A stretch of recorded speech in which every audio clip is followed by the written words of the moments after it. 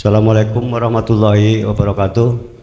Saya Abdul Muhid, salah satu rombongan dari Jamiah Jaya Abadi Nur Iman dari Dukuwaru, Selawi, Pak. Yang mau saya tanyakan, dalam perjalanan suluk menuju wusul, ada satu ungkapan, yen atimu wis mati melaku, yen atimu wis urip menengo. Maksudnya pripun Gus niku?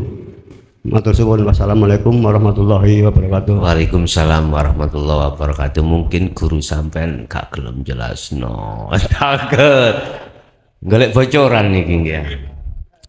Yen kuwi wis mati mlaku. Artinya gini, Pak.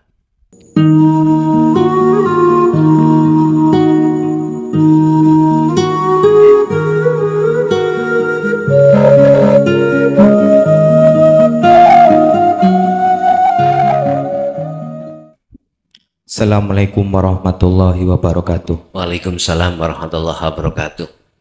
Nyong dudu sapa-sapa, nyong ora bisa apa-apa. Ngamputen Gus, kula badhe tanglet mengenai salah satu hadis, yaitu yadkurullaha hatta yaqulu jahlun wa majnun wa takabbur. Maksudnya elingono ning Gusti Allah sampai wong-wong ke pada mengatakan ning sampean ke wong bodoh, wong kentir, wong amaning takabur dan lain sebagainya. Nggih, Sampun. Nggih. Nggih. Terus kula tanglet setunggal malih.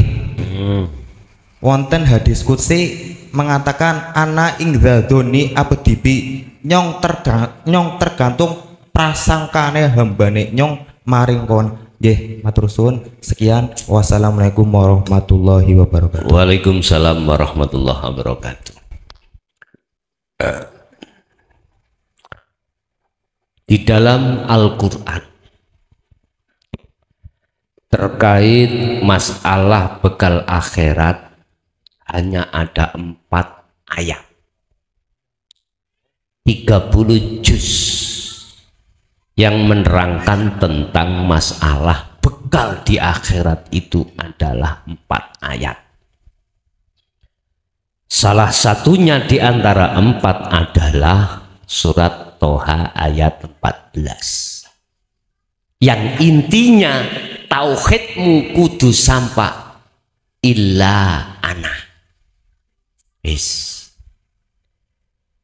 Itu ada kaitannya dengan zikir.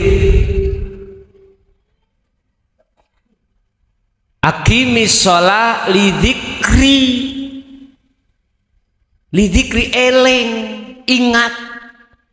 Bukan ingat itu yang dimaksud mengucapkan la ilaha illallah, la ilaha illa huwa, la ilaha illa anta, la ilaha illa ana. Bukan yang dibaca itu, bukan. Ini tah wadah, Pak. Yang saya baca itu wadah. Wadah itu tempat. Gampangane apa yo? Organisasi lah. Organisasi. Yang dimaksud zikir itu adalah hatimu sadar dan menyadari bahwasannya semua yang berperan itu hanyalah Allah. Itu namanya zikir. Ya ini bekal yang sesungguhnya.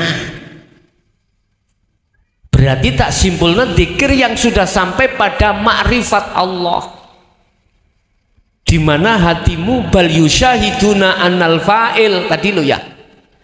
Yusyahid artinya bersaksi, meyakini hanya hidup itu yang berberat, hanya Allah.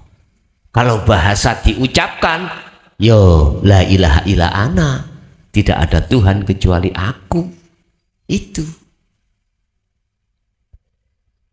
di dalam Anbiya 35, tadi 25, saiki di dalam Anbiya 35 Allah katakan barang siapa yang mengucapkan itu maka syiriklah kau. Mengapa dikatakan itu? Karena kau merasa kehambaan sing muncul itu baru syirik. Dan ini pernah dikatakan oleh Fir'aun, ana rabbukumul a'la, aku adalah Tuhanmu yang agung. Fir'aun duduk di takholi, itu yang dimaksud, yang dilarang itu duduk di takholi. Kalau ucapannya beliau Syekh Al-Khalat, ucapannya siapa ning Indonesia ini? Syekh Siti Jenar, benar. Ana al-haq la fi jubati illallah. Saya adalah Allah. Lah, saya katakan benar, di dalam diri Al-Khalat Syekh Siti Jenar itu makhluknya sudah tiada. Yang berucap siapa? Allah sendiri. Cuman orang lain tidak tahu, nggak mengertilah kau, akhirnya kau tersesat. Yaitu akan menjadikan fitnah. Tadi pertanyaannya dikir yang sampai di situ. Biar ya orang lain mengatakan Anda kentir, Anda apa namanya itu? Gila, anta majnun, anta kufur, silakan. Sing penting Anda sendiri dan Allah tahu kalau Anda itu adalah orang-orang yang merajuk perjalanan fisabilillah. Perjalanan suci itu memang seperti itu, Pak Bu. Estu wis rapopo nger ya, wis rapopo, silahkan. Memang taruhannya seperti itu. Bagaimana Rasulullah di dalam Al-Quran dikatakan min jinnah. Rasulullah dilakno min jinnah, apa artinya? Sebagian golongan orang gendeng, orang edan. Apalagi kita rapopo, ndak masalah.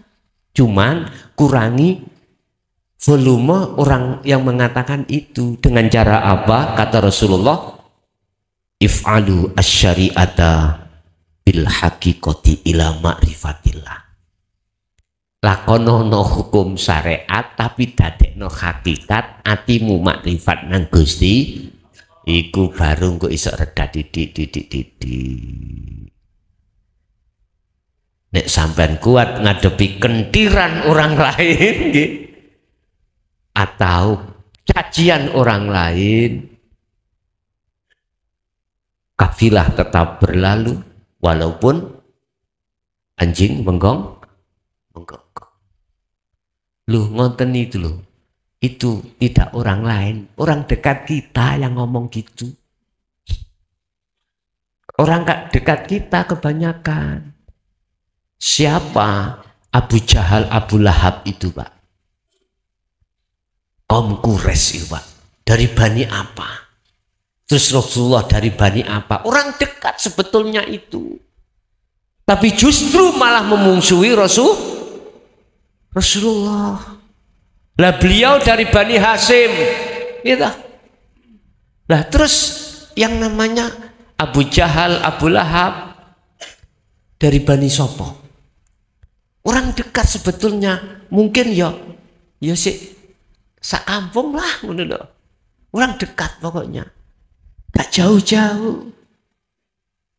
Subhanallah, Bapak Ibu, oke lah Allah memproses lewat berbagai cara, semuanya semata-mata untuk mendidik keteguhan keimanan hati panjenengan, ya. Hati panjenengan kalau tidak dibenturkan dengan hal-hal yang kau anggap negatif, nanti kurang kuat. Mohon maaf, pasukan sebelum ditugaskan di medan pertempuran, pasukan harus difisik, baik mental maupun segala-galanya, biar menghadapi musuh itu nanti tegar, boten gampang. Ngoten lho maksudnya ya.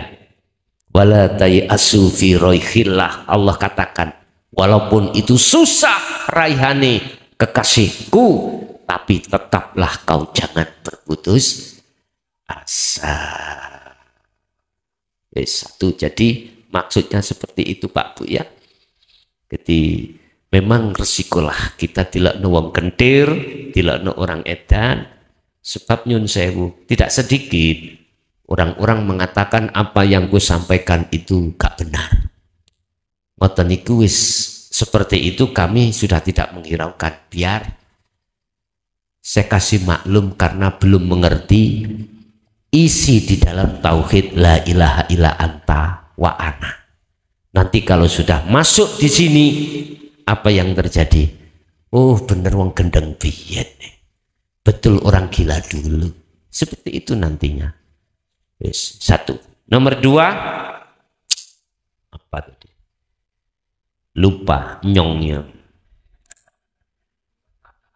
Oh ya, donullahi kadonu abdih.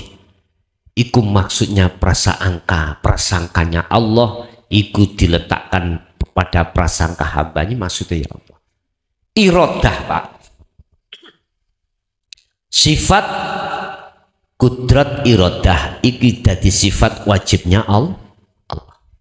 Prasangka irodah kekarepan itu sebetulnya sifatnya Allah. Sifat wajibnya Allah, bukan sifat wajib kita.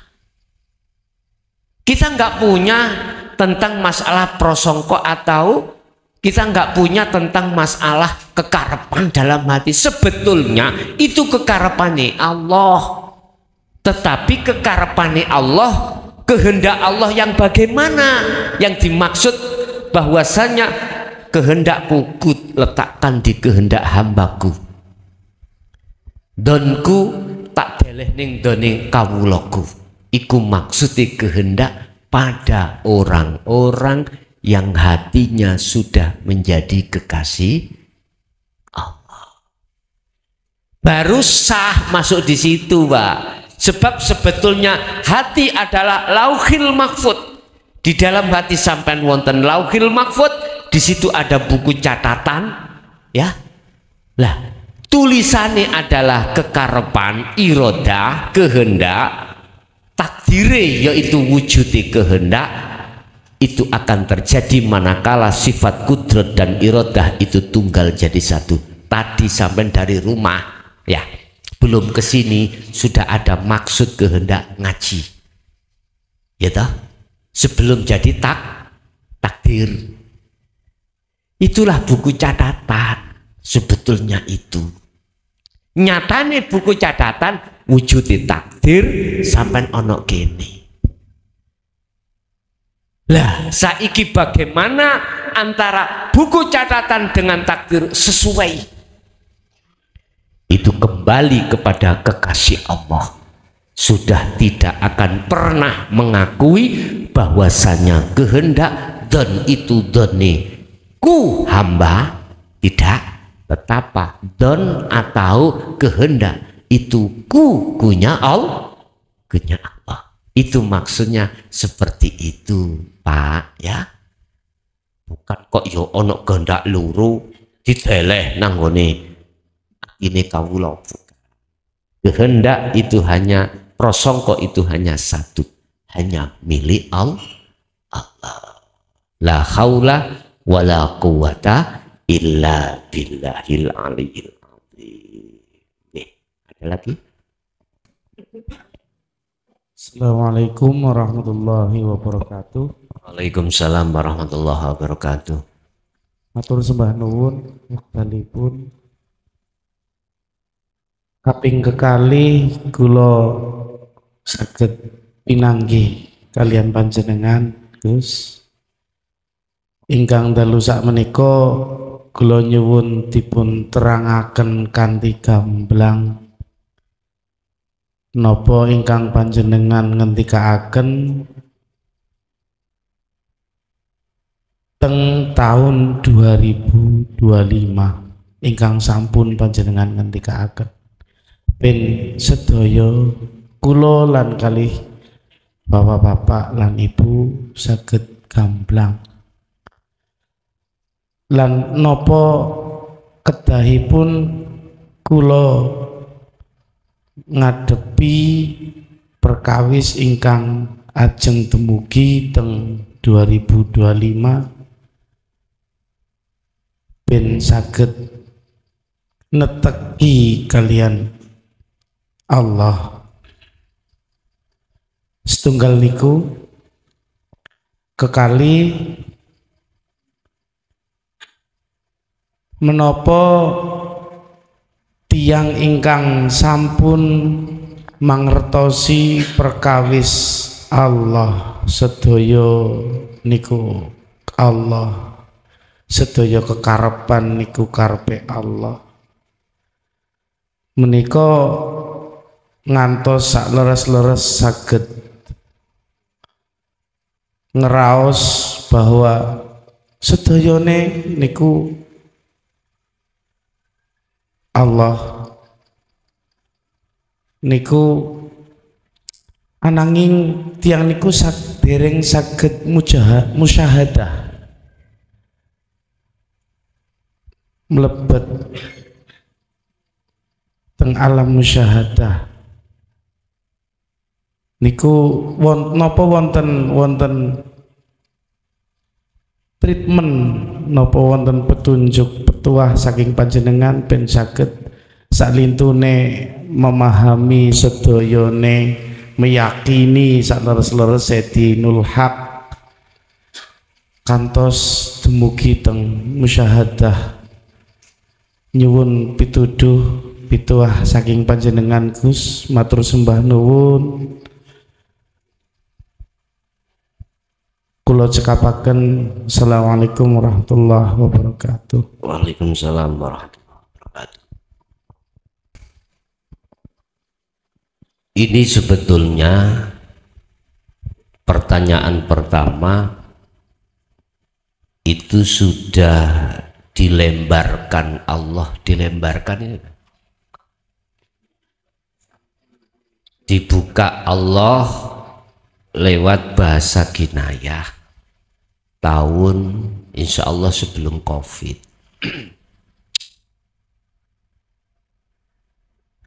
Apa makna di belakang 2025 itu maksudnya? Sebetulnya apa kinayah yang sudah disampaikan Allah itu adalah merupakan satu jawaban. Apa kinayahnya? Lekaslah kau syuhud pada Allah sebelum tahun 2025.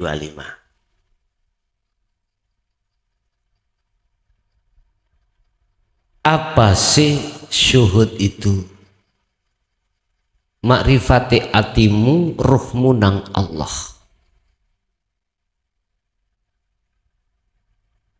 Sebelum terjadi hal itu ada keterjadinya sebuah kiamat, ya. Secara hakikat, apa kiamati secara hakikat? Musnahnya duniawiyah di dalam jagatnya hati. Ini isyarat sudah. Harga mati terjadi terlebih dahulu kiamat. Manakala hamba itu bertemu Allah. Allah katakan hal ini dan sebagai janji.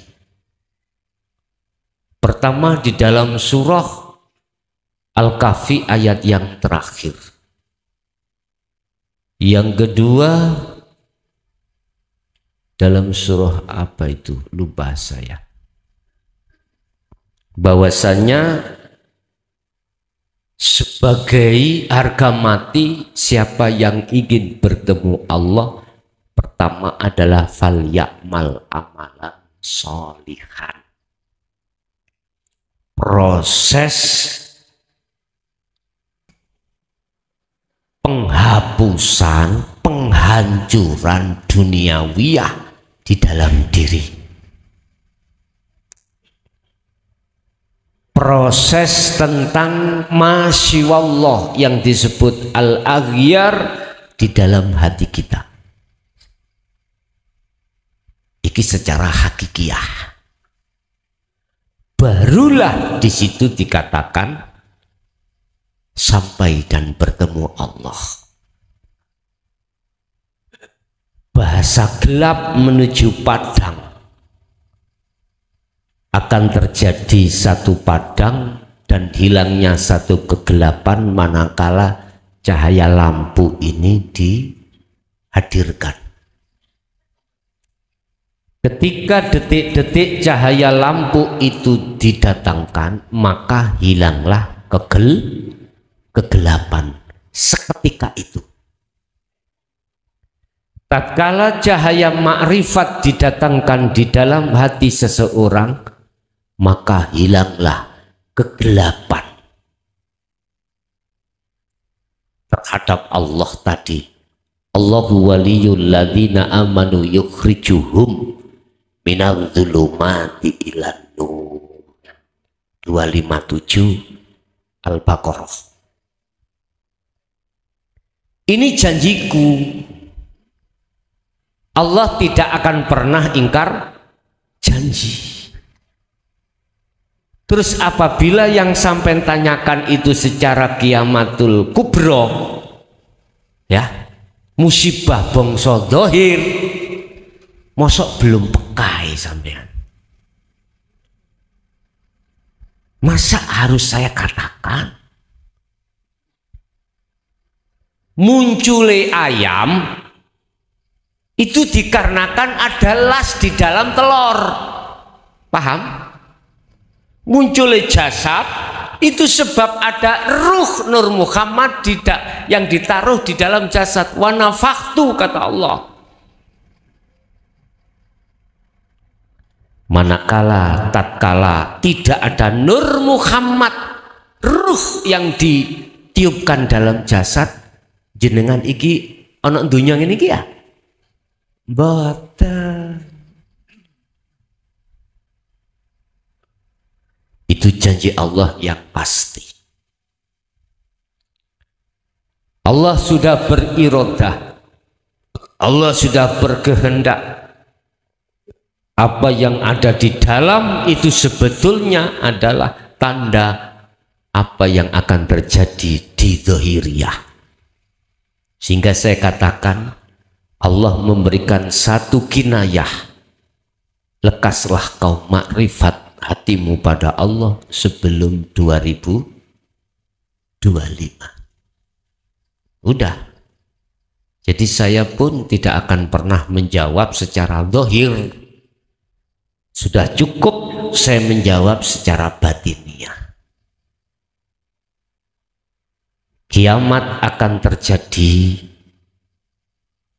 manakala kul ja'al haqqu wa zahaqal batil innal batila kana zahuqa.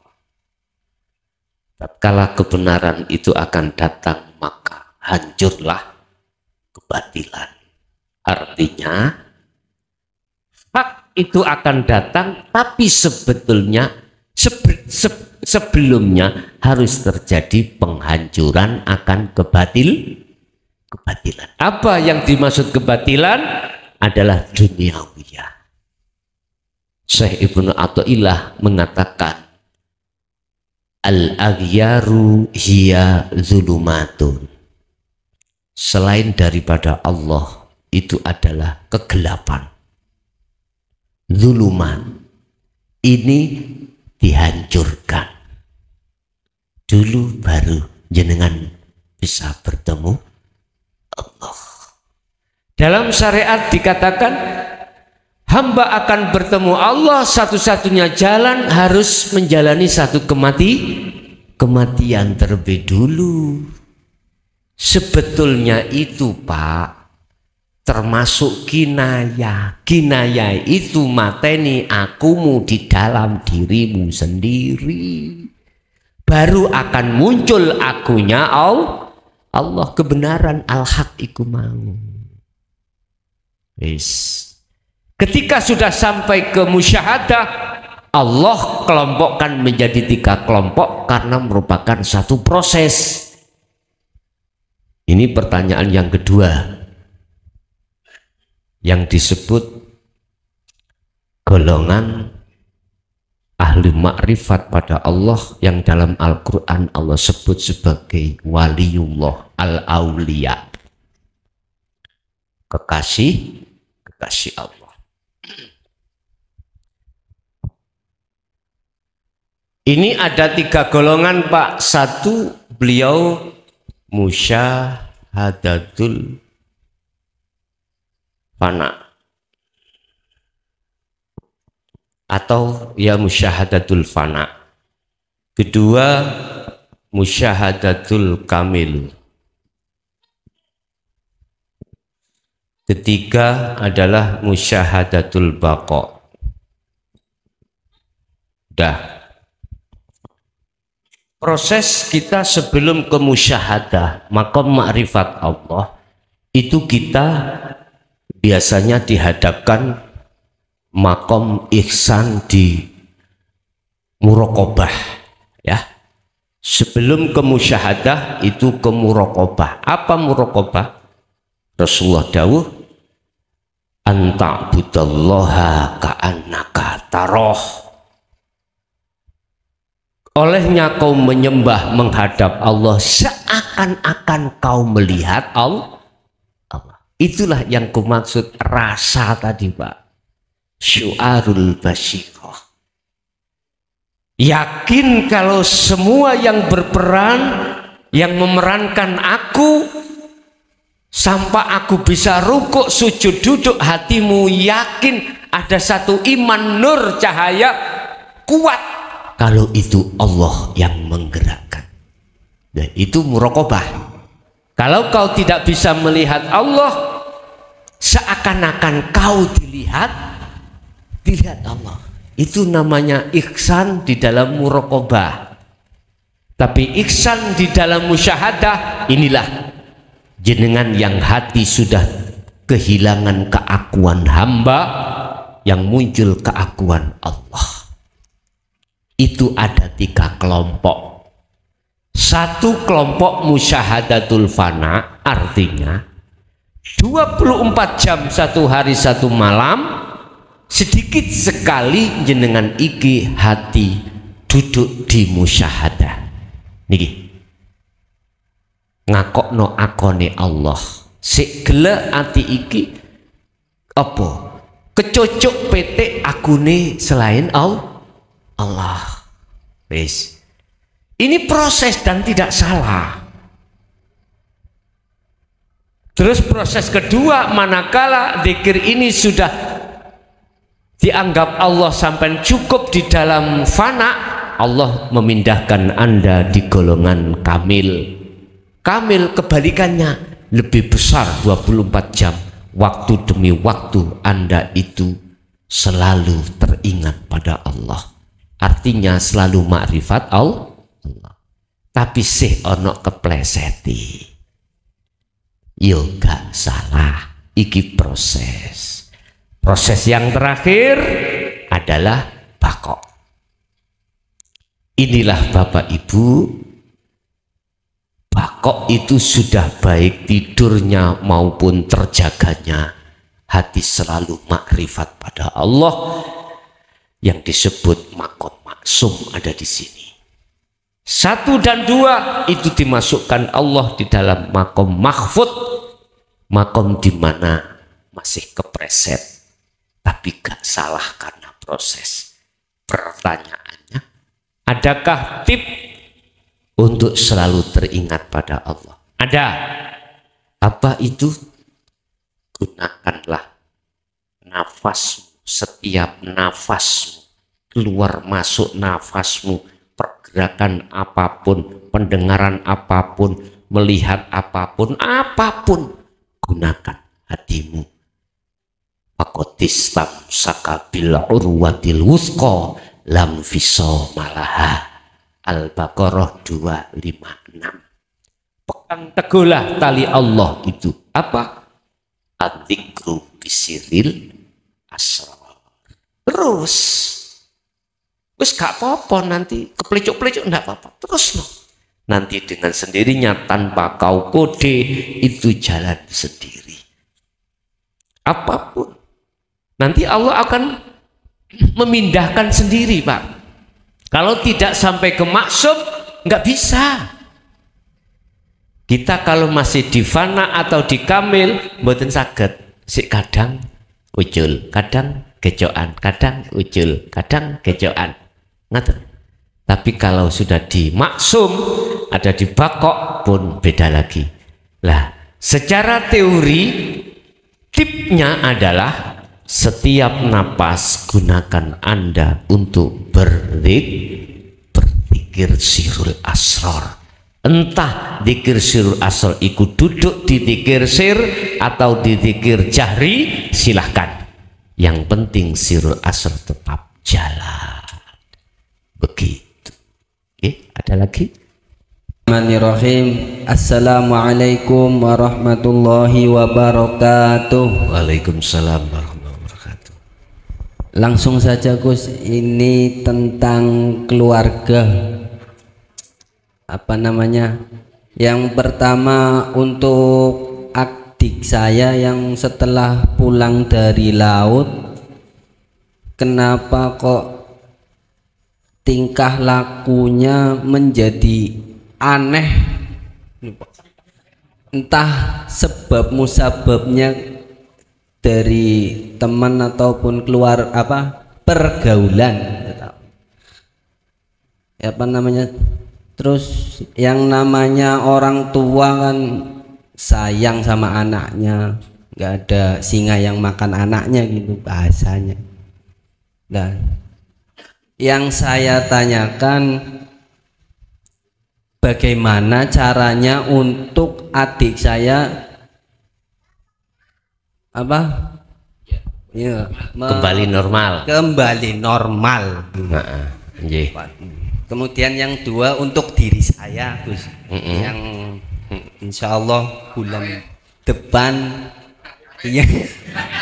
nikah panyuwun pandongane panjenengan. Ngaten nggih.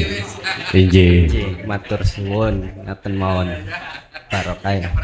Allahumma fiq ila aqwamit thoriq. Assalamualaikum warahmatullahi wabarakatuh. Waalaikumsalam warahmatullahi wabarakatuh. Orang yang lupa ingatan yang berkaitan dengan akal ada dua hal, Pak. Aku tanya, adik sampai ini pelaut. Oke. Miturut pengalaman kula, konco kula pelaut iku rentan dengan anget-angetan. Tahu anget-angetan? Oke. Al-khamru alias khomer. Seseorang kalau ketergantungan dengan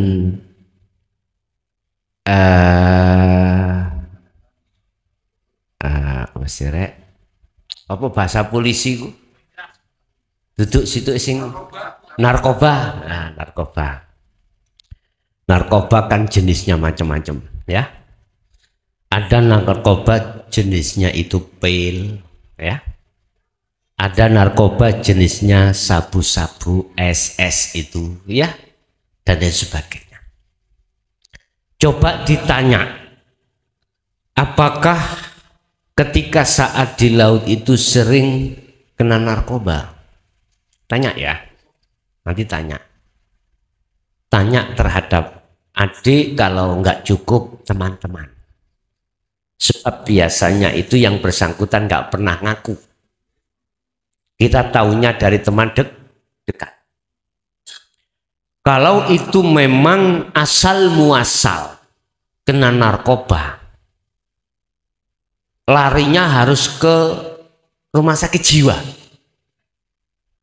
untuk mengembalikan, menyetabilkan, menenangkan otak yang sudah terpengaruh dengan narkoba, saraf ya. Itu satu, harus dibawa ke dokter ya. Kalau di Jawa Timur itu ada Pak Menur, kalau di Malang Lawang, Itu ada dosisnya Pak Dewi untuk menenangkan adik sampean yang sampean anggap sudah gak wajar. Tapi nggak ngamuk-ngamuk toh, nggak marah-marah. Lah, jenengan mengatakan sudah aneh, itu maksudnya dari segi apa?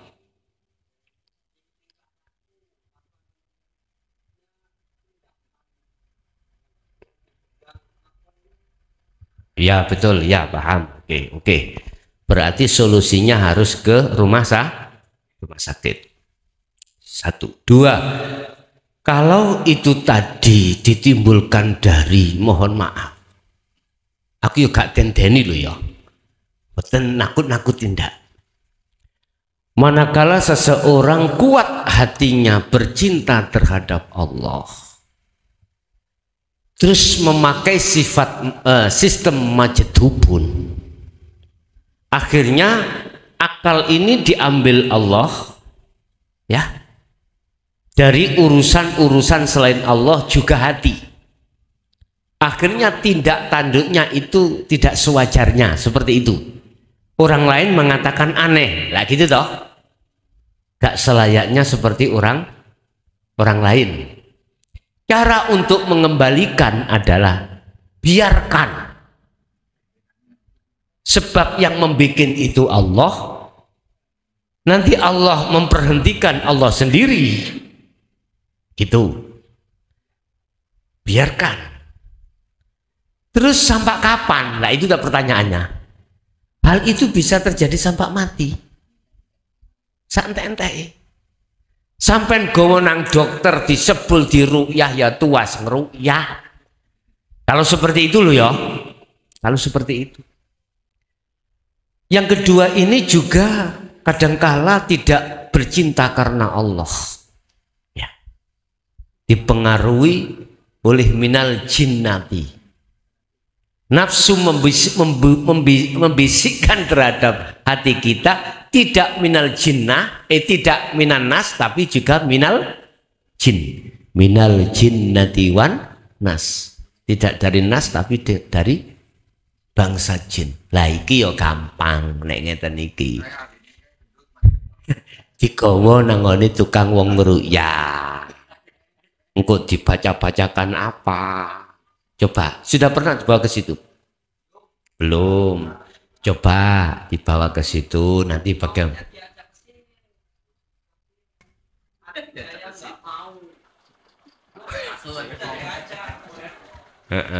Ya sudah, nanti kapan aja kalau mau. Gitu aja kok repot. Ya? Gitu aja. Satu. Yang kedua, oke. Bulan berapa? Akhir 12. Pilihan sampai apa pilihan orang tua? Alhamdulillah. Udah. Sebelum panjenengan akdu nikah, sekarang diberikan Allah sinyal, itu adalah salah satu kewajiban nanti yang harus kau kenalkan pada Allah. Itu tanggung jawab sampean. Tanggung jawab sampean yang dituntut Allah pertama adalah kau ajak kemana istrimu. Artinya hatinya kau ajak ke dunia, ngurusi dunia, atau kau ajak ngurusi pada Allah. A'rif nafsaka wa auladaka wa azwazaka billah. Kenalkan anak istrimu pertama kali pada Allah. Sehingga mengapa sih ketika anak lahir langsung disuruh ngadani lan ngomati lah gitu toh, untuk mengenal pada Allah terlebih dahulu. Jangan langsung dilepokno dangdut terus ngene ojo. Adzan wa iqomah, iku maksudnya anakmu, istrimu kenalkan pada Allah dulu sebelum kau mengenalkan terhadap urusan dunia. Kan ada tingkat-tingkatannya proses syariat, thariqat, hakikat, ma'rifat. Begitu ya. Berarti iki namanya kebun nantang pasangan. Tapi kalau tidak itu enggak maju-maju ya loh. Harus maju. Dengan adanya kita berakdu nikah, itu tanda bahwasanya kita harus lebih baik hubungan kita. Hablum minallah. Ngoten lho asli. Nggih, ada lagi? Assalamualaikum warahmatullahi wabarakatuh. Waalaikumsalam warahmatullahi wabarakatuh. Gini Gus, saya langsung aja. Saya pernah diajak ngobrol dengan senior saya, tapi bukan guru hakikat, tapi udah senior gitu. Makanya saya ingin menanyakan langsung pada guru. Kalau kita sudah kembali ke Allah, kalau sudah sampai la ilaha illa ana, itu katanya mencerminkan sinarnya pada ke atas itu sampai 7 turunan, misalnya ke bapak ibu, terus nenek, kakek, dan seterusnya ke atas, terus ke bawah juga 7 turunan. Nah sekarang kalau misalnya saya lagi belajar untuk kembali ke Allah, kemudian misalnya sampai nanti kembali ke la ilaha illa ana, itu ke orang tua saya, misalnya pertama itu bapak ibu saya kan sudah meninggal, belum sempat untuk belajar hakikat, tapi masih dalam syariat. Nah, apakah saya itu bisa menyelamatkan orang tua saya? Kemudian caranya bagaimana? Kalau ke bawah kan jelas saya itu mengajak gitu ya. Iya. Nah kemudian kalau untuk yang kedua itu kalau mengajak keluarga, alhamdulillah saya dalam satu keluarga kakak adik itu tinggal Mbak Yu saya 2 yang masih belum menerima, kemudian adik saya yang 5 itu yang 1 udah meninggal, yang 1 yang belum menerima. Nah kemudian saya kepengen mengajak supaya bisa menerima, karena kayaknya itu sulit itulah, supaya bisa menerima bagaimana caranya supaya bisa tertarik gitu. Kiranya begitu saja. Assalamualaikum warahmatullahi wabarakatuh. Waalaikumsalam warahmatullahi wabarakatuh.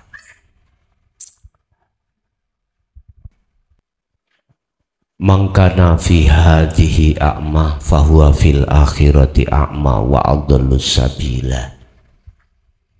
Barang siapa saat di dunia hatinya masih gelap buta terhadap Allah, terus meninggal, maka di alam barzah atau di alam akhirat pun buta terhadap Allah alias gelap. Wa'adallu, dan lebih sesat apane sabilan jalannya. Memang orang yang buta secara fisik misalkan, itu yang ada adalah gelap. Walaupun siang hari disuruh ke jalan tetap mengatakan gelap. Akhirnya tidak tahu mana jalan dan mana yang bukan. Dah, ini sudah janji Allah yang sudah di cover dinas di dalam Al-Qur'an.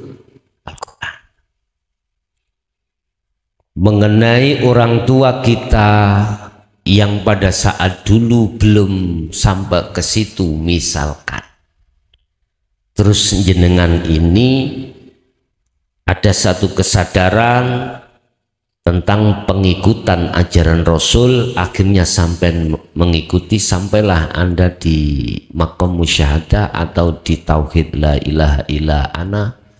Apakah bisa menolong dan menyelamatkan orang tua? Lah gitu toh. Jawabannya gini,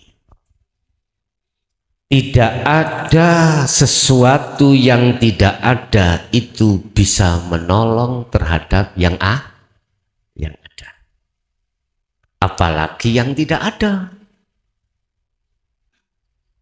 Bahasanya, orang dikatakan makrifat, orangnya sudah tidak.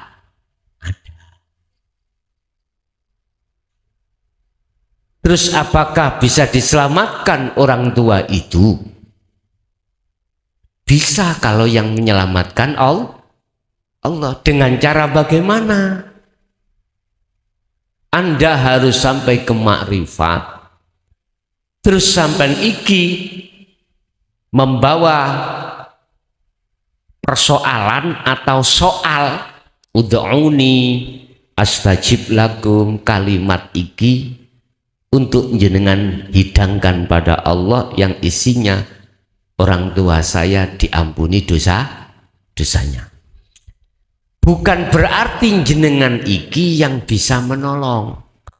Walaupun hadisnya Rasulullah sudah jelas, termasuk 3 perkara ya yang akan bisa menolong manusia bila mana sudah putus dari dunia alias meninggal, termasuk awaladun solihun yada'ulah, anak solih atau solihah yang selalu mendoakan Allah. Allah tidak akan melihat doa yang tidak disertai makrifat pada Allah. Harus bermakrifat. Kalau bermakrifat berarti wongnya itu sudah tidak ada, berarti yang menolong adalah Allah, baru bisa. Inilah yang dimaksud sifat jaiznya Allah. Sifat jaiz itu sifat wenang. Wenang itu sudah tidak memakai hukum syariah. Hukum syariah wajib iki disiksa. Nah gitu toh. Berhubung Allah itu hakim yang paling adil. Kalau hakimi ngomong tak sepuro, siapa yang bisa protes? Sifat jaiz turun itu memang secara prosesnya itu ada hukum sebab akibat atau sebab musabab. Apa? Anak tadi. Tapi bukan maksudnya anak yang bisa menolong orang tua. Sama dengan syafaat Rasulullah terhadap kita. Bukan perkara Muhammad makhluk itu bisa menyelamatkan kita, tapi sebetulnya Allah. Jadi jangan minta pertolongan terhadap Muhammad, tapi mintalah pertolongan kepada Allah. Itu yang benar. Rasulullah sendiri sudah mengatakan, aku sama dengan kau, sama makhluknya. Artinya aku juga bisa menolong kau. Yang bisa menolong adalah Allah. Cuman bahasa syariate, syafaate Allah itu ketepatan diizinkan dilewatkan Rasulullah secara syariat. Ning asline dari Allah langsung. Sampai ikuti aturan yang syariat, kaifiyahnya, caranya, khususon ila sopo ya Allah, ampunono dosane kesalahane, bukalah mata hatinya, ruhnya dari dosa-dosa itu. Al-Fatihah. Otomatis tak sampean kan, nek dikatakan makrifat di situ kan bukan sampean sing nolong, Allah lah di situ baru bisa terjadi. Yang kedua, bagaimana caranya saya menyampaikan ke bawah kita, anak-anak orang dekat kita, biar itu bisa diterima? Hanya mohon maaf Pak Bu, hidayah Allah yang akan menentukan ya. Walaupun sering kaya apa kita katakan terhadap anak itu, tetapi tidak disertai hidayah Allah yang diterima, maka sampai kapanpun dia tidak akan pernah mau. Bahasa proses, wejangane guru bersamaan hidayah Allah diterima, baru di situ akan dia sadar. Secara tahapan tauhid Pak ya, untuk mudah diterima, sampaikan dasar-dasar tauhid dulu. Meliputi apa dasar tauhid? Meliputi pertama, rukun Islam, rukun iman, sifat wajib mokhal jaiznya Allah dari sudut pandang hakikat, berikan terhadap beliau. Itu proses pertama. Setelah itu pengembangan. Laksana kita membuat rumah, tidak mungkin toh genteng langsung kita pasang, harus pondasi terlebih dahulu. Makanya kemarin di Jember saya katakan ada pondasi tauhid bagi pemula yang harus diketahui di dalam channel YouTube kami Ponpes Jaya Baru. Tak kelompokkan jadi satu, sampai WA aku tak wene linge 1 sampai 10. Sebab sampai kalau mencari di channel saya kangelan karena banyak judul-judul di situ. Ora urut ngoten. Kayak ngeten iki bahasane ya wis melalui pondasi dan lain sebagainya. Tinggal sampean WA saya di nomor saya itu di YouTube itu ya, baru tak kasih linknya 1 sampai 10, sampean kari nutul 1 2 3 4 sampai 10, mari wis gak adik ngetik wis ya. Jadi begitu Bu ya. Jadi tetap sampean harus berkomitmen dengan apa yang telah dikatakan Allah, jangan ditinggalkan ya, jangan ditinggalkan, jangan berputus asa. Nanti kalau sudah dia menerima hidayah dari Allah bersamaan itu, aku yakin dia akan menerima. Begitu. Oke, ada lagi? Assalamualaikum warahmatullahi wabarakatuh. Saya Abdul Muhid, salah satu rombongan dari Jamiah Jaya Abadi Nur Iman dari Dukuwaru, Selawi, Pak. Yang mau saya tanyakan, dalam perjalanan suluk menuju wusul ada satu ungkapan, yen atimu wis mati melaku, yen atimu wis urip menengo. Maksudnya pripun Gus niku? Matur suwun. Wassalamualaikum warahmatullahi wabarakatuh. Waalaikumsalam warahmatullahi wabarakatuh. Mungkin guru sampean gak gelem jelasno. Takut. Golek bocoran iki ya. Yen kuwi wis mati mlaku. Artinya gini, Pak. Mati dalam hal hati ini, ruh ini. Yang disebut mematikan duniawiyah, meng-off-kan duniawiyah. Itu suluk sampean itu proses di dalam dzikir rasa di situ. Bukan dzikir sir, dzikir rasa, sirul asrar itu. Di dalam sirul asrar itu kan ada dzikir rasa, dzikir iman itu, terus dzikir ketemu, habis ketemu menyatakan syu'arul basirah, ainul basirah, hakul basirah. Jikalau hatimu sudah mati melaku, artinya duniawiyah dalam hati sampean iku fanakanlah. Melaku berarti mohon maaf, ruh inilah yang akan disebut ruh yang hidup, hati yang hidup. Walaupun jenengan gak melaku, ya melaku dewe. Artinya bahasa melaku, teruskan sampai kau pada fana udzikri, sampai terhadap gung lewang liwung, sampai terhadap jenengan iki makom musyahadah, sampai terhadap jenengan iki sudah tidak ada lagi sebutan. Itulah alam kelanggengan. Itulah alam, kalau bahasa syariat itulah alam rahmat Allah. Kalau bahasa Nabi Muhammad itulah yang disebut yang disebut Sidratul Muntaha Mustawa. Kalau Nabi Musa disebut Bilwadil Muqaddasitwa. Apa?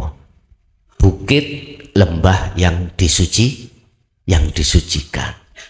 Itulah Baitullah, hakikate omai Allah. Bait omah Allah, Allah omai Allah. Artinya itulah hakikate masjid itu ada di situ.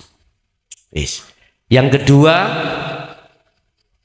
kalau hatimu apa sih?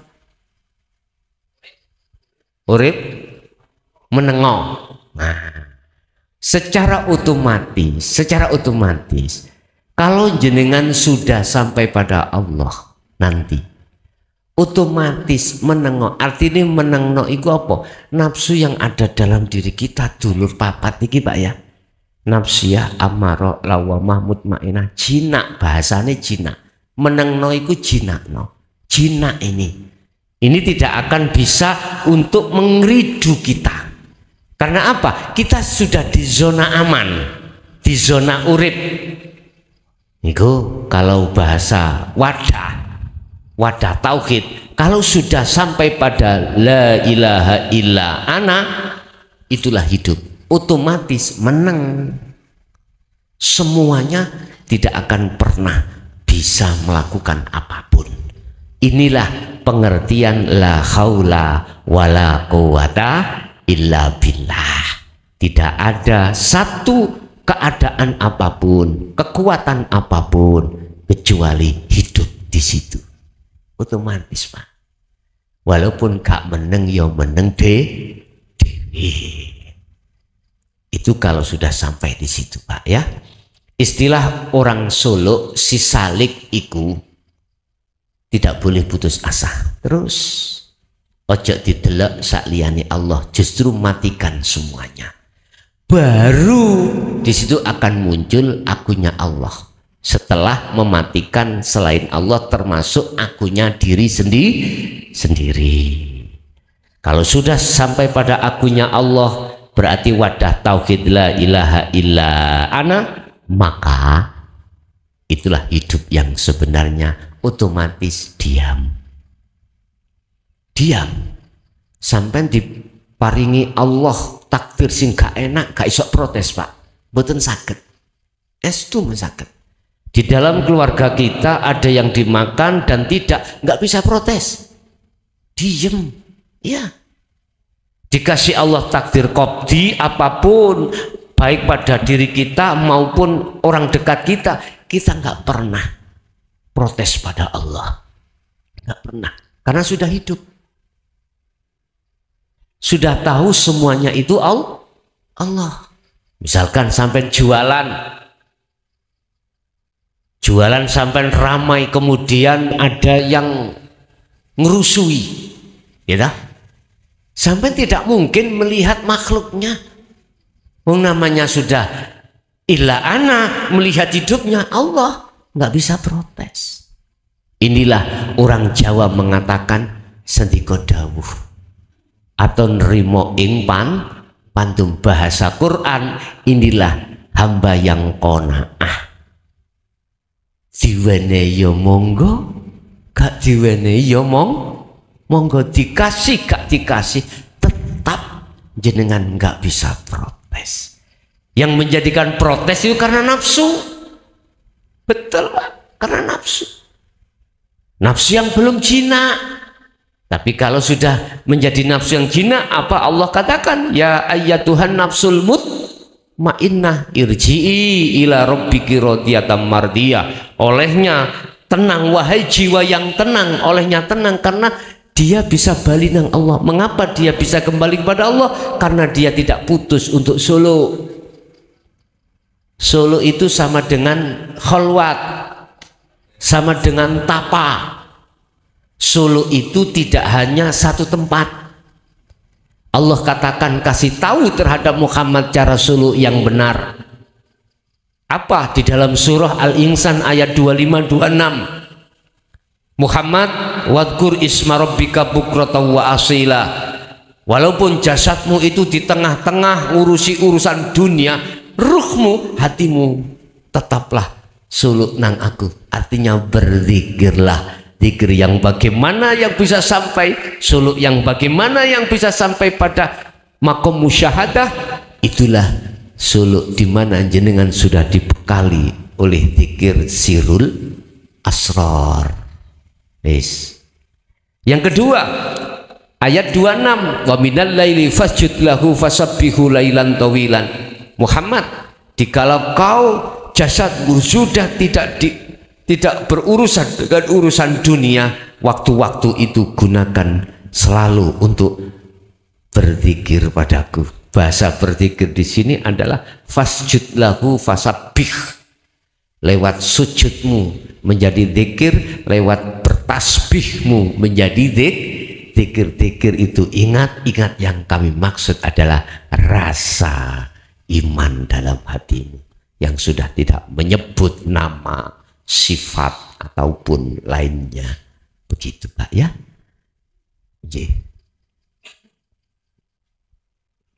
Aku yakin jenengan nggih pun kagungan guru akhirat bisa menjotokno. Kula asal jawaban ngeten bener napa mboten? Lho ngoten lho nggih. Niki berarti jenengan golek bocoran. Ngoten nggih. Nggih mboten napa-napa. Kula niki terbuka kok, Pak. Terbuka. Bagi siapapun terbuka. Nggih. Nggih, menawi masih ada. Monggo. Bismillahirrahmanirrahim. Assalamualaikum warahmatullahi wabarakatuh. Waalaikumsalam warahmatullahi wabarakatuh. Ngapunten Gus, saya mau bertanya, tapi pertanyaannya sangat enteng karena saking bodohnya Pak. Ya.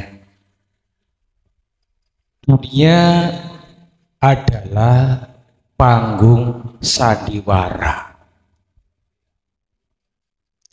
di mana sandiwara itu rentengan cerita, dan cerita itu juga termasuk rentengan takdir demi takdir.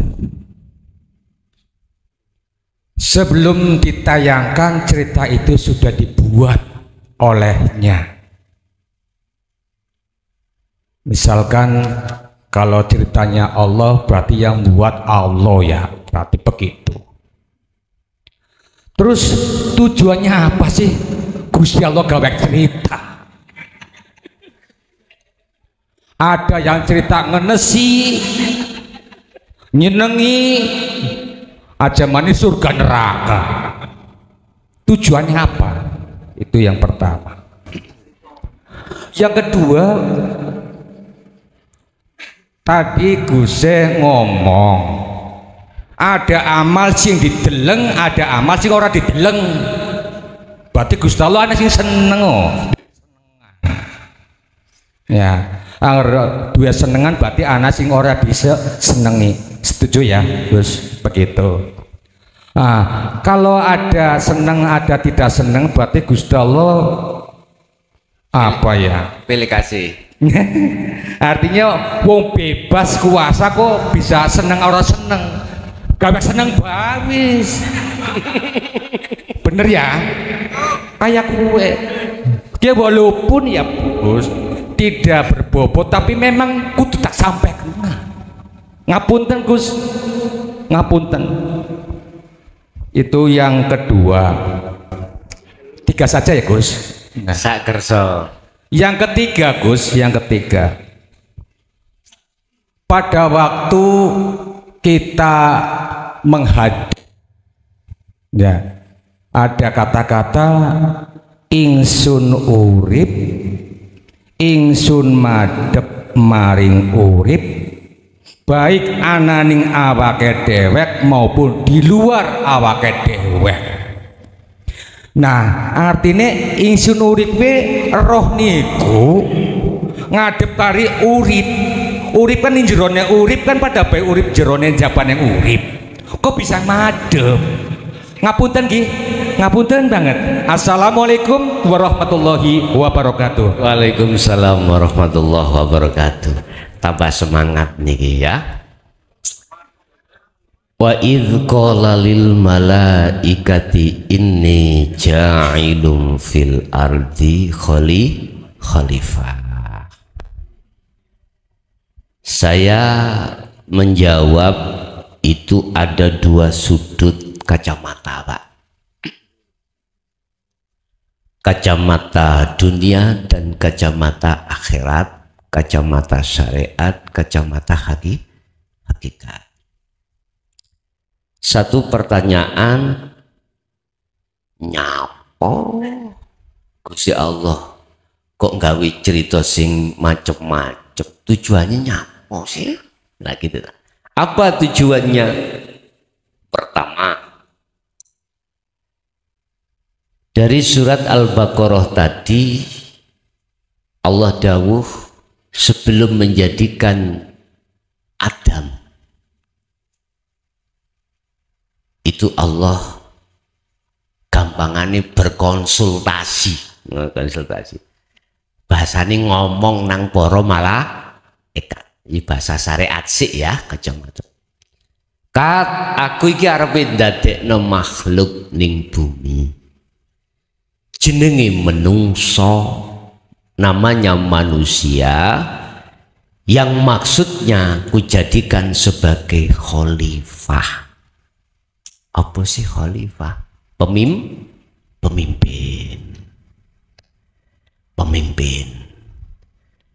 Terus dijawab ambek salah siji malaikat. Yang salah siji malaikat itu nanti akan disebut iblis ya. Itu penasehati malaikat. Ya Allah, apakah kurang cukup kami ribuan malaikat setiap saat dan setiap waktu bertahmid, bertasbih, mensucikan jenengan, bersujud. Nanti apa tidak menjadikan satu pertumpahan darah di bumi ya? Itu jawabannya salah siji malaikat, dia sebagai penasehat. Kalau dilihat kenyataannya, pada saat itu malaikat kan sudah tahu Pak. Cerita aluri akhirnya jadinya di dunia itu bagaimana? Lagi itu toh. Yang perlu kami garis bawahi di sini, khalifah adalah pemimpin. Menjadi pemimpin di atas bumi ini. Manusia itu akan beranak pinak ya. Dan disitulah dia akan mengarahkan untuk menyembah menyang aku. Pertama Adam, berarti sapa sing dipimpin? Anak dan istrinya. Yes. Dipimpin untuk menyembah pada Allah. Tapi di situ ada cerita dua anak yang kembar. Kembar laki perempuan. Syariat beliau dinikahkan, nggak apa-apa, tunggal sekandung, tapi kembarannya harus tidak sama. Qabil ambek Habil. Singkat cerita, iblis iku mau nggodha nang kuwi, akhirnya salah satu di antara anak namanya Qabil itu mengikuti arahannya, jalannya iblis atau setan itu. Ini fungsinya adalah untuk membimbing terhadap menjadikan khalifah di muka bumi. Sekarang terhadap kita khususnya seorang laki ya, seorang suami, bimbinglah anak dan istrimu untuk menuju dan bertemu Allah sehingga bisa berjalan di atas fisabilillah. Tetapi dalam surat Ibrahim Allah katakan ayat 3, wa yasudduna an sabilillah. Ketahuilah, nafsu dalam dirimu itu selalu menghalang-halangi di antara anak-anakmu, istri-istrimu itu tidak berjalan di atas jalan Allah. Wis. Barang siapa yang berjalan di atas jalan nafsu, itu pasti terjadilah sesuatu kesengsaraan. Dan barang siapa yang berjalan di atas jalan Allah, disitulah akan menemukan satu kebahagiaan. Dikongkon milih. Wis. Iki secara syariat. Secara hakikat, mengapa Allah itu membuat cerita-cerita sing macam-macam seperti itu? Apa fungsinya? Padahal urip ning dunya iku laibun walahwun, seperti sandiwara.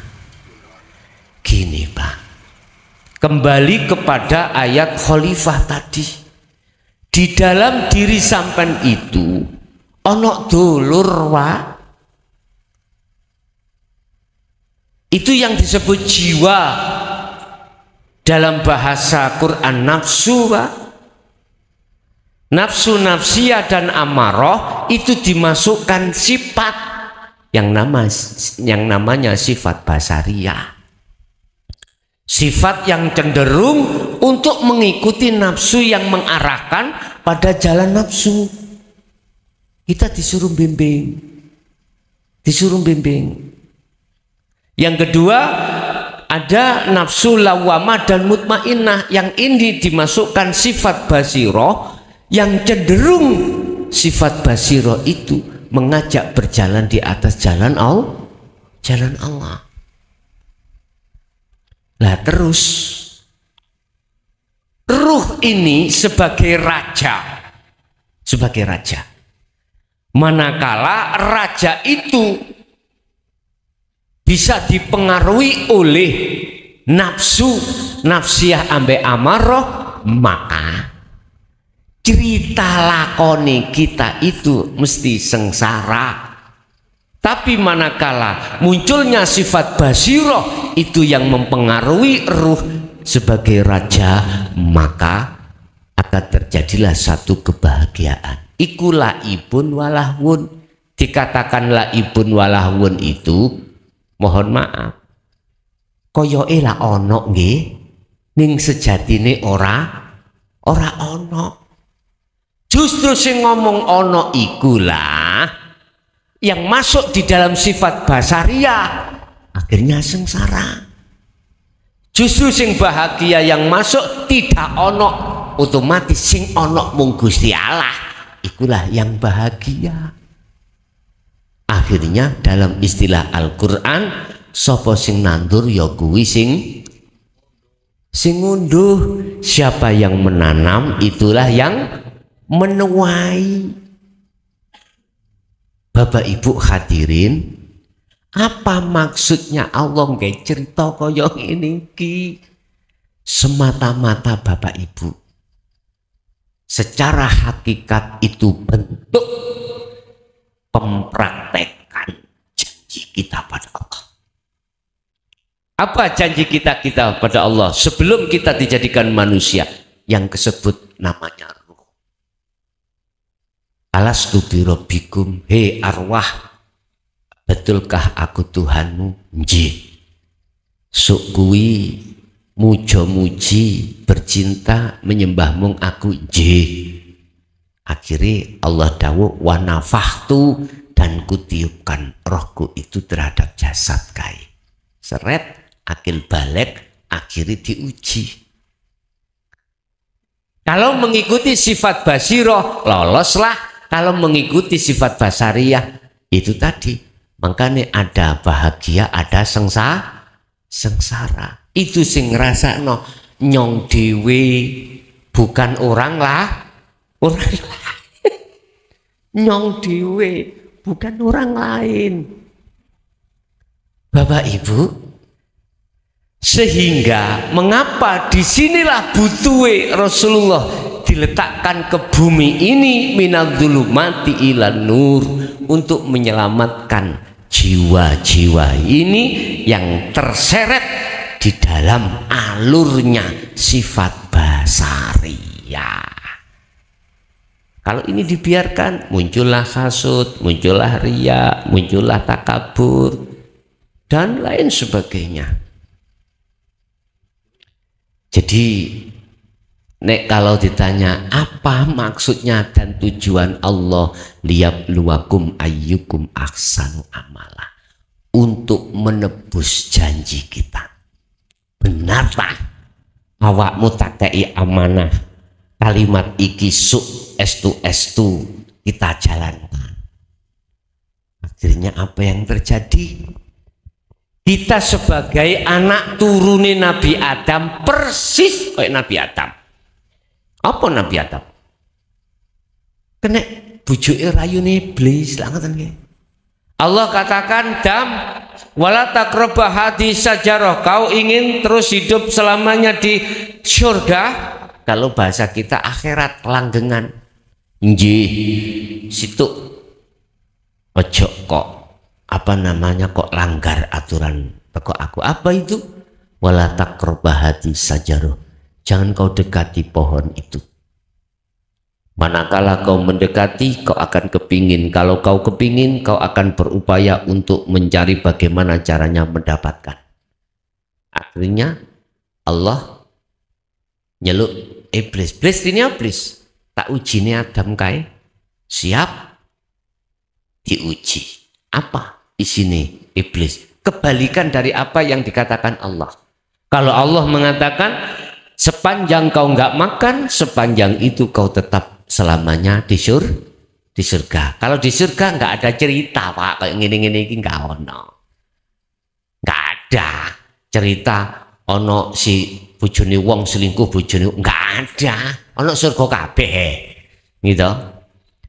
Tapi asbabun nuzul, sebab-sebab munculnya satu ayat itu ada sebabnya. Apa itu? Allah kan tadi dawuh sebelum Adam didadekne, Allah kan wis dawuh wa id qala lil malaikati inni ja'ilun fil ardi khalifah.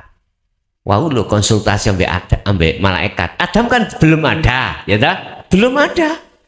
Lah, asbabun nuzule Gusti Allah iki mang ngusir Adam ambek iblis nang gone donya iku karena kae mau ndadekno mau diuji ajang. Akhirnya apa? Ringkas cerita, iblis ngomong dam khuldi iku kan maknane kekal. Iya, kuwi nek gak mangan khuldi yo gak kekal ning kene. Kan kebalik Pak, kebalik.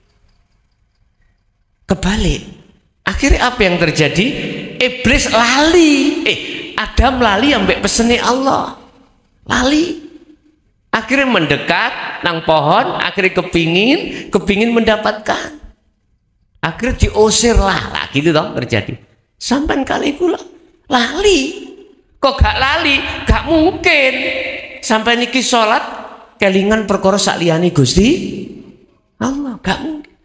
Lali nek kita dulu roh itu janji yang koyo ngono iku. Anak kecil-kecil ini masih ingat yang belum balik. Ini jangan kau masukkan di akal, tapi di hati. Dia masih makrifat Allah. Tapi ketika akil balik, sampai kali kula tak takoi dhisik kuwi ditakoni ku eling ngabiyen. Mboten nek. Lah ngoten nggih. Tidak merasa. Tapi nek gak merasa, mengapa Quran kok muncul? Kalau tidak ada satu perjanjian, nggak mungkin muncul ayat ini. Akhirnya Rasulullah dawuh dielingno.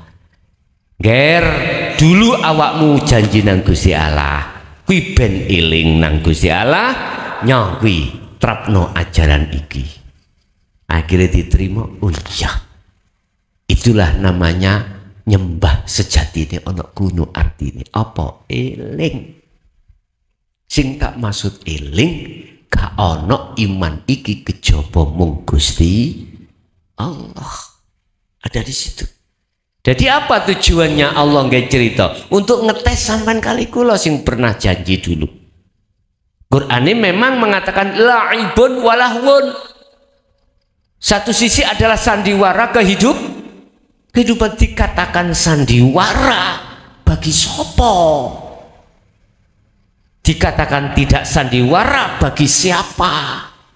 Nah, ini yang perlu kami jawab. Nyun sewu. Bagi wong sing durung kenal Allah, koyo ilu temenan. Nggih mboten. Koyo temenan. Iki bagi yang belum ke makrifat nang Allah. Koyo temenan kita yang melakukan. Tapi kalau kita sudah kenal Allah, mohon maaf. Siji maneh jawabane kebalikannya. Makanya saya memandang dari kacamata mana. Kalau dari segi kacamata syariat, mohon maaf, koyo itu temenan. Tapi kalau saya pandang dari sisi hakikat, menungso iki wis gak ono, wis lebur. Jadi Allah dewi ngoten. Wis satu. Nomor dua, kok ada ono susah ambek seneng lah ngoten wae ya. Apa sebenarnya maksud daripada ini? Nyun sewu Pak. Inilah maksud mengapa adanya beberapa alam. Ada alam dunia, ada alam barzah, ada alam akhirat. Apa alam barzah? Apa alam dunia? Apa alam akhirat? Allah sudah katakan alam dunia itu adalah maqam muhadharah. Alam makhluk, mazra'atul akhirah, cara hadis Rasulullah, sebagai lahan tempat panjenengan ini menanam satu tanaman, menanam satu tanaman. Berarti nek nanam satu tanaman itu berarti dereng berbuah, Lah, buah iki ane endi? Tergantung. Jenengan buah ini kau petik di dunia, silakan. Kau petik akhirat, silakan.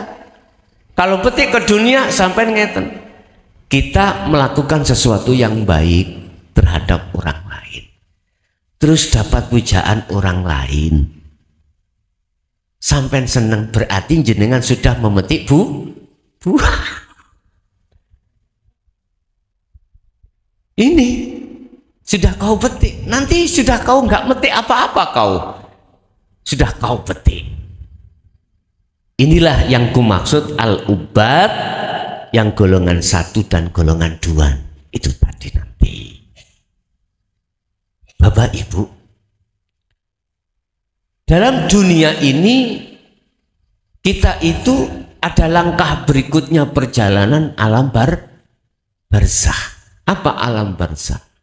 Alam di mana pemisah antara dunia dan akhirat. Wa min waraihim barzahun hatta ila yaumi yub'atsun. Bagi orang-orang yang sudah meninggal, ruhnya ketika saat dunia itu belum kenal Allah, pastilah kau dimasukkan alam barzah. Apa itu alam barzah? Sebuah dinding yang tebal yang menutupi ruh itu, sehingga ruh itu tidak bisa keluar ke dunia lagi dan tidak bisa ke akhirat sebelum hari kebangkitan datang. Makanya saya kurang sepaham dengan lagu ben malam Jumat. Lah niku wonten ya. Ahli kubur padha mulih lah ngono. Aku ya jawab lah sepi lah aning ono. Nyun sewu Pak, tadi saya katakan khusus bagi ahli hijab atau ahli ruh yang ketika saat dunia belum mengenal Tuhannya, pastilah kau masuk di alam barzah. Gelap Pak, di sana itu gelap. Dia tidak akan pernah bisa ke dunia lagi, apalagi masuk di dalam dunia mimpi. Kadang-kadang lah sampai mimpi ketemu Mbok lah ngeten nggih, ketemu Pak Iku sebab apa? Lah ada gambaran, kadang Pak aku ngipi rumah besar enak, kadang jadi wong gembel. Itu punya makna kondisi terhadap nenek moyang kita sebetulnya di situ. Apakah itu ruh itu kembali nang dunia nang sampean lewat dunia mimpi atau gimana? Ndak Pak, itu jenengan dicanda Allah dituduhno nang alam barzah. Nek sampean gak balik yo sampean turu kematen mati tidur sudah nggak bangun. Itu ahli hijab. Tapi bagaimana ahli syuhud, ahli ruh yang sudah tidak buta pada Allah ketika meninggal? Sayaqulunal ladzina qalu udkhuluha bisalamin aminin. Malaikat sing ana njero alam barzah iku gak takon ngono Pak, gak takon marobuka manabiuka kiblatuka lan sak piturute. Talkine wak mudin wis gak kanggo. Ngapunten Kak Wadah. para malaikat, para berarti kan banyak. Sayaquluna alladzina qalu, para malaikat disuruh Allah berkata. Apa berkata apa? Udkhuluha, do mlebu sira kabeh ha ing tempat yang sudah disiapkan. Ha iku jannah, rahmat. Bisalamin aminin, dengan aman santausa, berarti tidak masuk di alam barzah. Karena apa? Karena barzahnya saat di dunia sudah sampai hancurkan. Paham ya? Kita di dunia ini Pak dikunjoro ambek nafsu lewat kesenangan dunia, akhirnya tidak tahu terhadap Allah.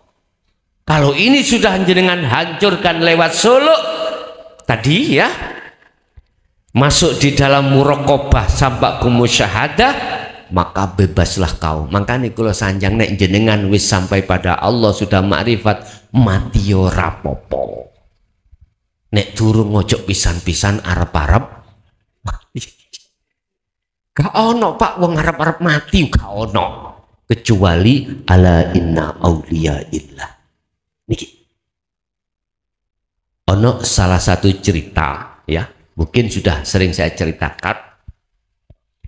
Kekasih Allah itu saking rinduni untuk mati dengan harapan dia tidak hanya secara jasmani rohani saja yang ingin bertemu Allah. Dia menek ning wit dawur, cara akal nek ceblok mati. Lah ngoten nggih. Ternyata belum waktunya Pak. Ketika nyeblok manu emprit rombongan liwat nisore sret. Akhirnya mboten saged ceblok jlup, mboten kena-kena, gak mati. Satu saat ada satu kerajaan, rajanya punya anak yang sangat cantik sekali, cantiknya luar biasa. Satu kerajaan, tapi tidak ada yang berani untuk menikahi. Sebab apa? Sebab mau menikah, yang mau menikahi mati. Ya belum sampai kobil tu nikah, dinikahna uzawizuka, belum dinikahna wak mudin mati. Akhirnya wedi sak negara itu. Krungu ana kekasih Allah kepingin cepet mati, daftar Pak. Ngoniku moro seret. Nakokno namanya mukhadoro. Dipethukno. Wah cantike Pak. Cara wong sak Tegal ngono, kan sing ngalahno, wis mesti kepencut. Boso wis ketemu mulih. Oh kok durung mati? Nah ngono ya. Oh kok bae nek pun nglamar khitbah. Rajane ya bingung, kok durung mati? Khitbah nanti mungkin waktu khitbah ngelamar nentokno jadwal nikah, akhirnya selesai pulang gak mati. Padahal sebelumnya itu seneng tok nih langsung bisuke mati, belum nakokno. Wis akhirnya jatuhlah pada waktu akdu nikah. Rajanya ngomong ning atine, mungkin waktu nikah langsung mati. Ngoten niku mbasa sudah dijawab qabil tu nikahaha wa tazwijaha bil mahril mazkur, gak mati. Sak negara iku bingung. Rajane nggih bingung iki menungso apa jin. Ngoten. Wis bingung. Terus ndelala masih beliaunya nggih bingung kok gak mati. Akhirnya apa, Pak? Ketika merawani. Ngerti merawani nggih sampean?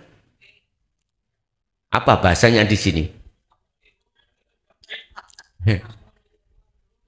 Malam pertama ya. Malam pertama terjadi hubungan intim, malaikat Israel turun. Malam pertama. Akhirnya apa yang terjadi? Gelut Pak. Aku suwe njaluk mati-mati gak kok pateni, enak-enake kok langsung kate sik entenono dhisik. Dikon ngenteni. Tunggu dulu. Takdir oleh takdir akhirnya apa? Israel nggak mau menunggu sesuai perintah. Akhirnya apa yang terjadi? Gelut Pak. Beliau ambil malaikat Israel.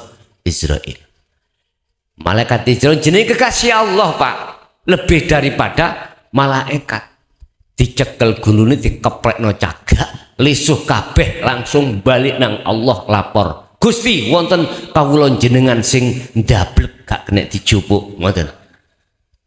Akhirnya cerita kula mari dikeplek-keplekno lisuh yo tak dipijeti Gusti Allah wis suke tak paranane dhewe. Akhirnya apa Pak? Ketika saat sudah selesai malam pertama Allah rawuh sret dijukuk dhewe mek Gusti Allah. Iku maksudnya para kekasih Allah sing jabut itu bukan malaikat Israel, tetapi Allah langsung kalbarki. Rasulullah iku mang oleh nyangke isarah kalbarki ketika wa inna ilahi rojiunnya itu seperti kilat. Akhirnya anak kekasih Allah itu muncullah namanya Syekh Abdul Qadir Jailani. Ya apa? Berarti ngeten Pak, jenengan nek dereng duwe anak waktu nggawe biyen kok durung koyok kekasih iku ndamel maneh situngkas. Ya.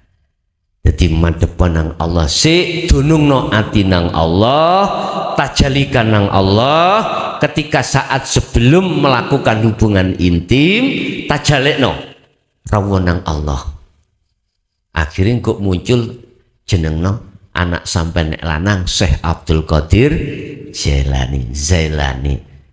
Abdul Qadir wonten mawon jenengno kuwi engko Syekh katut dhewe pokoke gak Syekh wetan ya, pokoke gak Syekh wetan setan niku lho Pak. Bon, itu yang kedua. Jadi apa kok nggawe seneng gawe gak seneng semata-mata itu untuk ngelompokaken jenengan kali kula iki antara golongan ahli hijab dengan ahli suhud. Untuk yang ketiga apa tadi lupa saya? Apa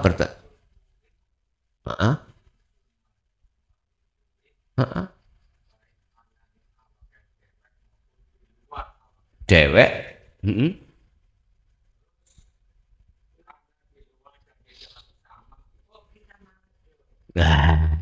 ngeten iki berarti proses Pak ya. Ada proses taholli, ada proses tahalli, ada proses tajal.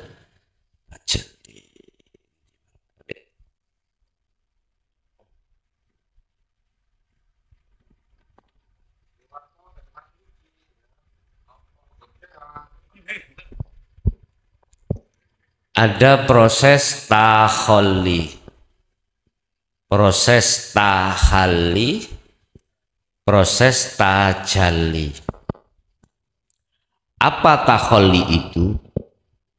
Taholli adalah di mana di jagatnya hati sampean kali kula iki dereng kenal Allah. Masih ada dua Pak. Ada ingsun hamba yang disebut makhluk, ada ingsun Allah utawa urip yang disebut Kang Moho Suci. Di situ jenengan kali kula iki selalu memenangkan ingsunnya makhluk. Iki proses Pak ya, proses dulu. Segala hal apapun yang terjadi itu hati ini beriman selain Allah yang berperan. Contoh apa ini namanya Pak? Laron yang mabur-mabur. Taholli itu adalah iman kita yang menuduh yang berperan adalah laron itu. Ya, oke. Tinggal kedik sedikit demi sedikit. Ini taholli. Lah, Allah di situ memberikan satu pengajaran namanya tahalli. Apa? Proses penafian iman yang terhadap laron. Lah, ketika tahalli inilah terjadilah surat Al-Hadid ayat 3. Ada istilah dohir, ada istilah batin. ada istilah jobo luar, ada istilah dalam. Ini masih berlakunya kalimat madhep, masih berlaku karena masih ada sebutan jobo jero, luar dalam, awal akhir, huwal awwalu wal akhiru wadzahiru wal batinu. Masih ada sebutan toh, karena proses tahalli ini proses suluk, ada yang menghadap, ada yang dihadap, masih ada dua. Terus bagaimana status surat Al-Ikhlas ayat 1, kul katakan Muhammad huwa utawi hidup iku Allah, secara syariat disebut Allah iku ahadun tunggal. Bagaimana bisa sampai ke tunggal? Akhirnya diberikanlah satu ajaran namanya tajalli. Apa tajalli? Menetapkan keakuan ingsun Allah, ingsun urip iki. Kalau sudah di situ Bapak, maka tidak ada sebutan dalam, sebutan luar, sebutan awal, sebutan akhir. Kalau ada sebutan berarti Allah bertempat.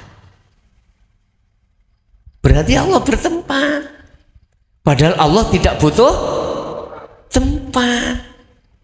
Lah, kalimat bertempat ada awal, ada akhir, ada dalam, ada luar. Itu hukum yang berlaku di tahalli. Ketika suluk, makanya kocotoriko ada istilah robitoh. Apa robitoh itu? Menghadirkan wajah sang mursid.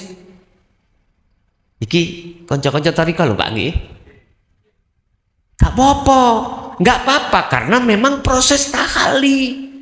Tapi ojo duduk di situ terus, maksudku itu ngono. Solokmu itu kudu harus kewusul. Bisanya kewusul, Anda harus memegang atau membawa kunci kemusyahadah apa? Adzikru bisiril asror. Ojo dzikir sir khafito yang masuk dalam latifah pitu, ojo. Ya kudu harus membawa dzikir sirul asror, baru Anda akan sampai ke alam kelanggengan, alam sawiji, alam ahad, alam musyahadah.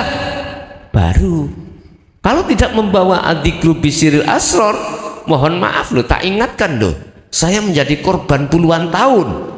Mohon maaf, saya dimasukkan dalam alam kasyaf Pak, di mana penuh dengan karomah, dan itu malah justru membelenggu diriku.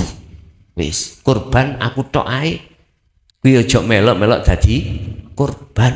Loh, niki sedawaya kanca-kanca dulu seperti ini. Karena apa? Belum mengenal zikir sirul asrar. Disirino, dirahasiakan oleh guru-guru kita. Mengapa beliau merahasiakan? Nyun sewu, jangankan guru saya anggap sebagai orang lain. Wong tuwa kumbahku dhewe lho jawab ngene. Ya wis ngono ngger aku biyen golekane sorok, kudu kuwi ya kudu ngerti sorok gitu we. Akhirnya ya tidak bulanan, tahunan muter-muter koyok bal bekel niku lho. Ngerti? Mumet jalan di tempat. Tapi pada akhirnya di situ pasti akan dibuka Allah sendiri. Tinggal kita butuh waktu lama apa waktu cepat. Makanya iki wis 2025 wis sedang tak kayak waktu cepat. Makanya mengapa saya berani mengatakan dengan terang-terangan tentang sirul asror? Karena waktu sudah sedikit, karena waktu tinggal sedikit, dan itu semuanya semata-mata juga karena Allah, karena urusan beliau-beliau yang nggak mau buka, bukan urusan saya, bukan urusan saya, dan saya hormati, dan saya tidak akan pernah menyalahkan, karena dulu memang saya juga begitu. Jawabnya mbah saya juga begitu kok. Apa? Memang tak kayak gini kuwi cek ngerti soro. Ngoten lah. Saya sendiri nggak mau jenengan soro. Laksana saya misalkan sebagai orang tua punya anak wakeh, wis anakku tak totoni rek, omah tak gaekno dewe-dewe, sembarang tak siapi nyambut gawe, cek kari plek, lu ngoten lho. Lah, ada orang tua yang berprinsip seperti itu loh Pak ya. Nyambut gawe wong tua iku wis mbuh omsete digedhekno kanggo noto anak sok cek gak mikir nemen-nemen urusan tuh dunya. Ada yang seperti itu, ada yang berpedoman iku urusane dhewe, aku sok matek yo gak tak gawa. Lah ngoten nggih. Monggo iku urusane wong tua dhewe. Jadi itu tidak akan pernah ada jobon jeruk kalau sudah sampai pada ahad Pak. Jadi wis gak mengatakan arah, ayatnya memang fa aina matuwallu, dimanapun kau mengarah di situ ada wajah Allah, berarti masih ada arah etan, arah kulon, arah. Kalau sudah di ahad sudah tidak ada arah. Oke, ada lagi. Jam sudah 12:30. Oke, nggih pun Bapak Ibu hadirin jamaah rahimakumullah. Apa yang sudah digelar tadi semata-mata semuanya hak, itu datangnya dari Allah Subhanahu wa taala, dan mulai awal sampai akhir barangkali di antara panjenengan ada yang tertusuk hatinya sampai sakit. Mohon maaf baik di dalam maupun di luar sana. Saya tidak bermaksud seperti itu. Saya hanya satu, untuk mengkritik panjenengan supaya naik tingkat panjenengan, hanya itu tok. Mohon maaf barangkali ada yang merasa tersinggung dan lain sebagainya.